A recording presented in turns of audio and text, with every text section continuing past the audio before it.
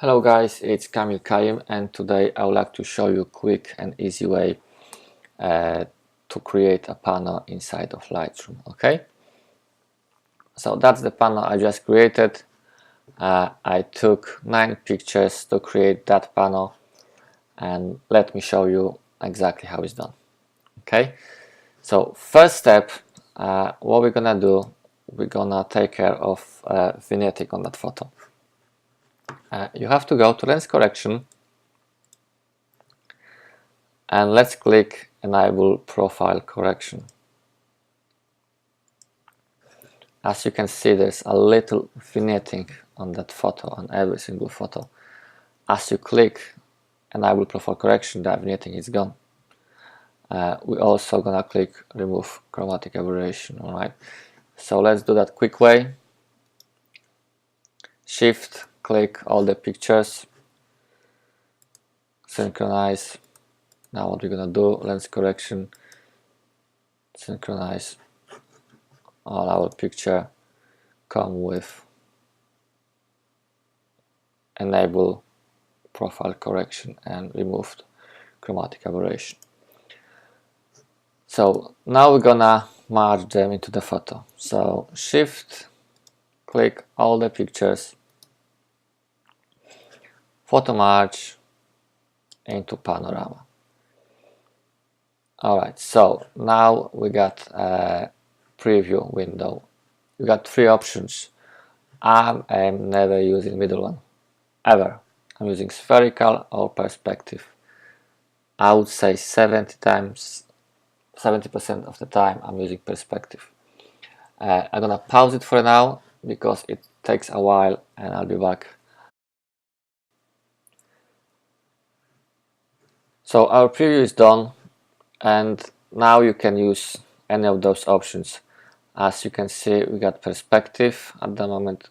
Let's see what we're gonna get if we pick spherical. It takes a while to do the preview, but you can see the difference straight away. So what's gonna happen now? Let's have a look.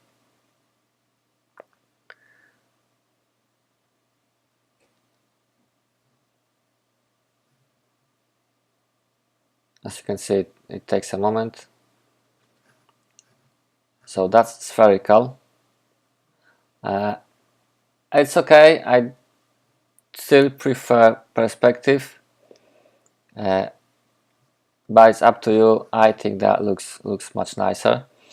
I got auto crop selected, and all you have to do, you have to click. So as you can see, our panel is ready. Probably in that case, I would do all my adjustment inside of the Lightroom. That's what I did with that photo. Everything is done inside of the Lightroom. But let me explain you why I prefer doing pano inside of Lightroom, not Photoshop. If you want to do your pano in Photoshop, first of all, you have to export all your photos, let's say, into the desktop. Then you have to open up your Photoshop. Let me send that to the Photoshop first, because that's take a while. Then you have to merge those photos inside of the Photoshop. Then you have to do all your adjustments. Then you have to save your photo, and if you want to keep it in your library, like for example all my libraries inside of the Lightroom, then you have to export your photo into the Lightroom. Okay, so that's quite a few steps. If you're gonna do that inside of the Lightroom, all you have to do, you have to send that photo into the Photoshop, as I do at the moment. Then you have to do all adjustments you want to do, and then I'll show you in a second what you have to do next. Basically, you have to close the photo, and we'll ask you, would you like to keep the changes? Press yes, and that photo will be automatically added to the Lightroom. so you don't have to do anything else. You do your adjustments, save your photo, that's it.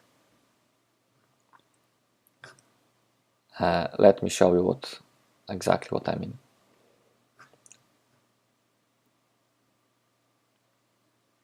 It might take a while because it's quite a big file, so it takes longer. Obviously, if you got less photos, then it takes less time.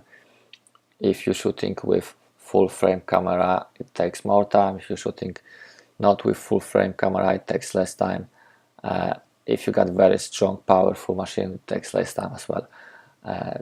But let me go to the Photoshop now.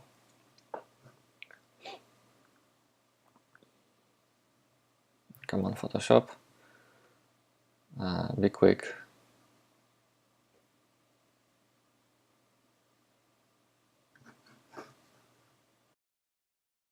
So we got our photo open in Photoshop, and let's say we want to do very simple adjustment. So let's just create a copy, send it to the camera raw. You don't have to do in camera raw, but I do prefer do most of the stuff in a camera raw, so I show you what sort of changes we're gonna do with that panel. Basically, what I think needs to be done, we need to brighten the photo, we need to open up the shadows just a little bit. So we're gonna add a bit of exposure. We will open up the shadows, and we're gonna adjust black point and white point. So you can press Alt and adjust. Then you can see all your black points. I wouldn't go as far, just a little bit, and we're gonna do the same with white points, maybe a little bit more. Okay, press OK. Now we got work in progress. You're gonna see in a second what we've done. It's good habit to have a copy of your layer, then you can actually see what is done with your adjustment, what exactly have you done. You can compare your photo before and after.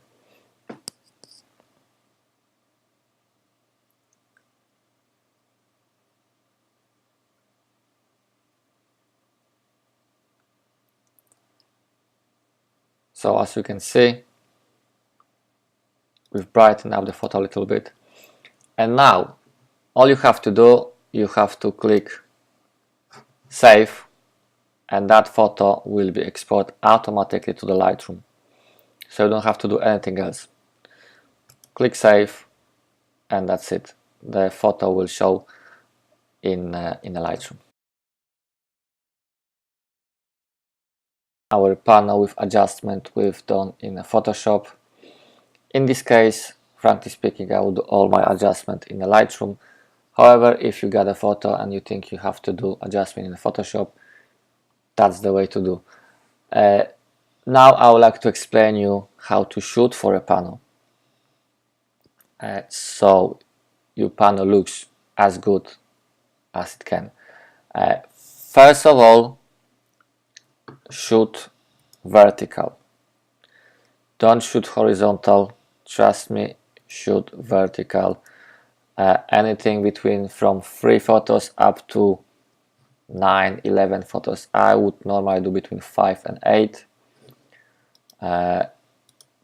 That's a good number, but play with your camera, play with your panel, see what you like best.